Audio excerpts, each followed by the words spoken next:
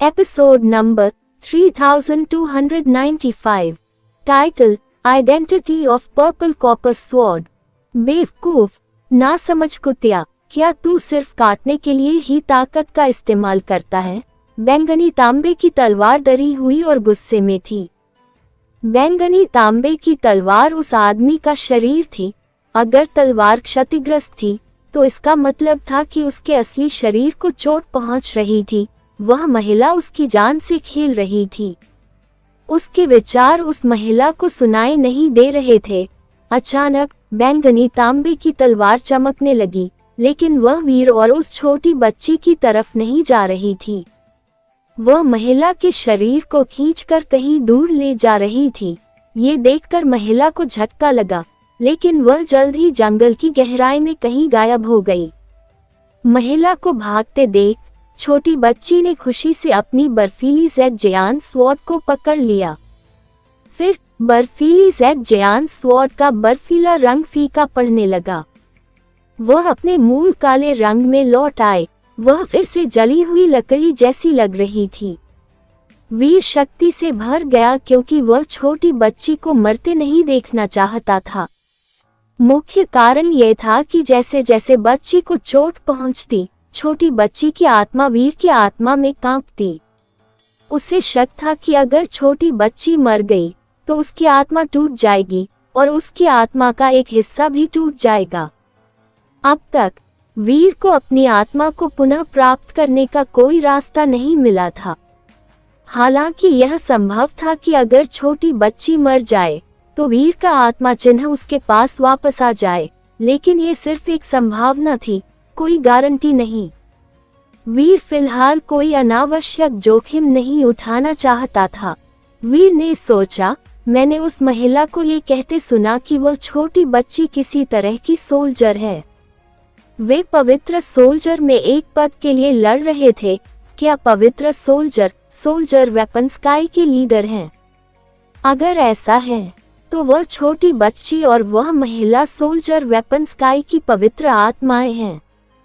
उनकी लड़ाई soldier weapon sky के अगले लीडर का मार्गदर्शन और निर्धारण करने के लिए थी। हालांकि वीर उड़ सकता था, लेकिन उसने छोटी लड़की को छोड़ना नहीं चुना क्योंकि उस पर आत्मा का निशान था।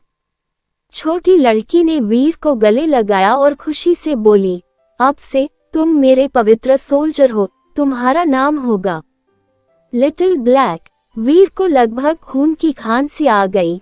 आखिरकार उसे वो एहसास हुआ जो दूसरे लोग चीजों को नाम देते वक्त महसूस करते हैं।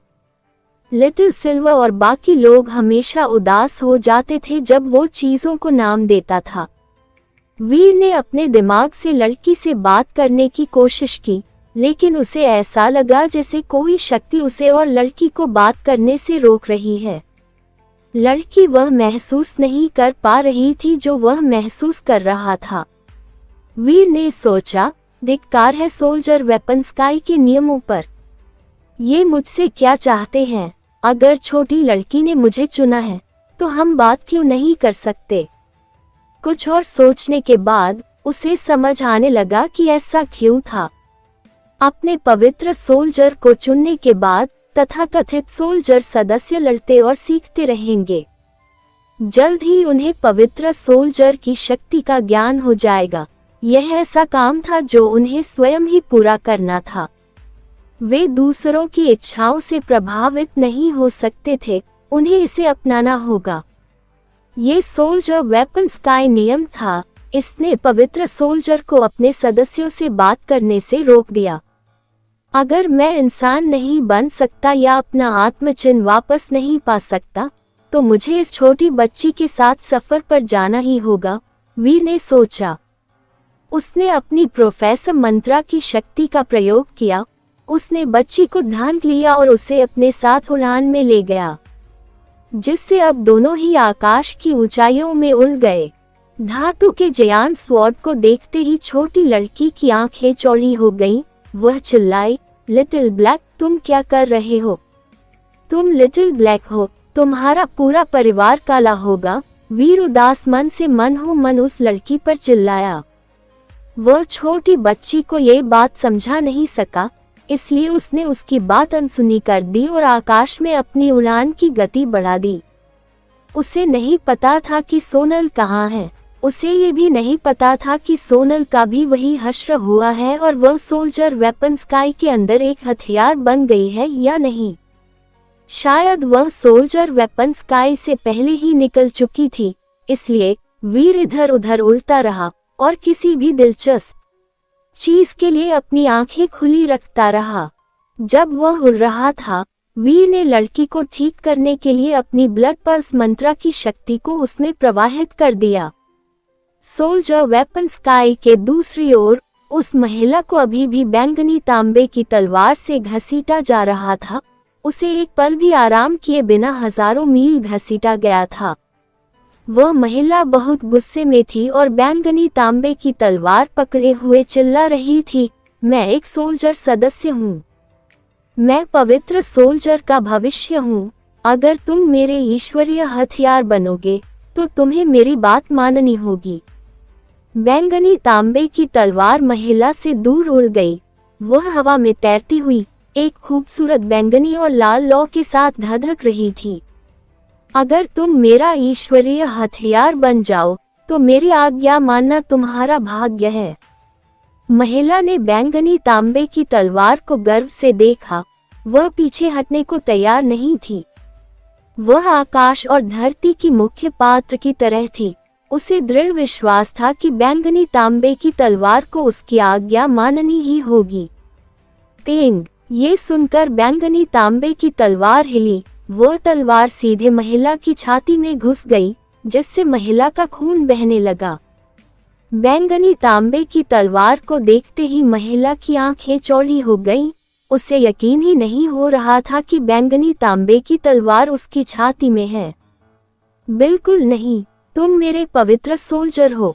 तुम मुझे चोट नहीं पहुंचा सकते। तुम मुझे नहीं मार सकते।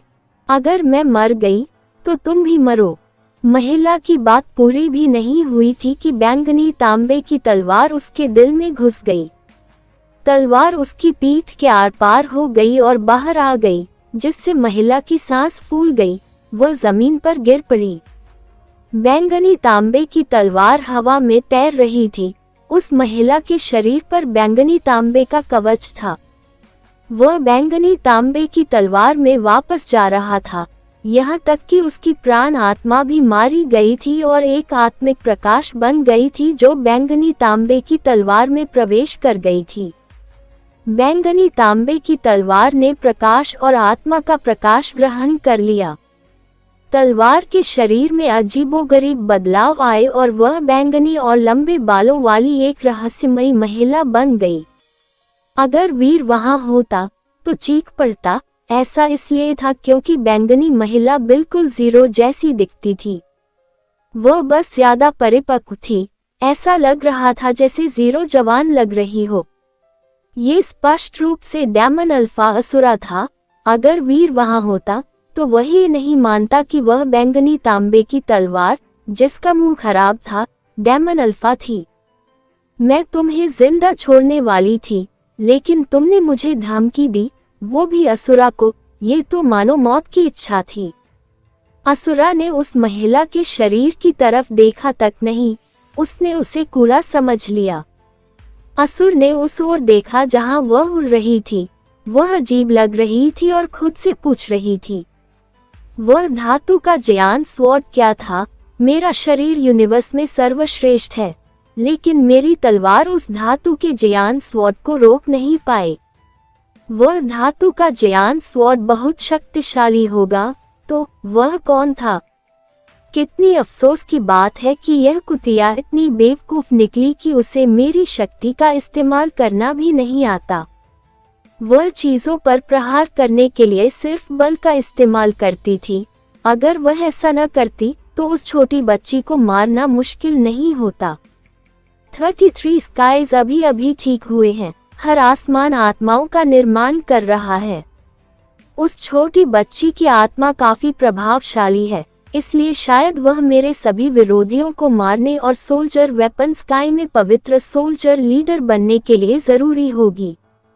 अगर उसने मेरी शक्ति से मुझे पत्थर से बाहर निकाला होता तो वह निश्चित रूप से सिंहासन पर आसीन होती। उस कमीनी को बस चीजें बर्बाद करनी थी। असुरा उदास लग रहा था। उसने वीर की धातु की छवि के बारे में सोचा, जिससे असुरा बहुत गुस्से में दिखने लगा।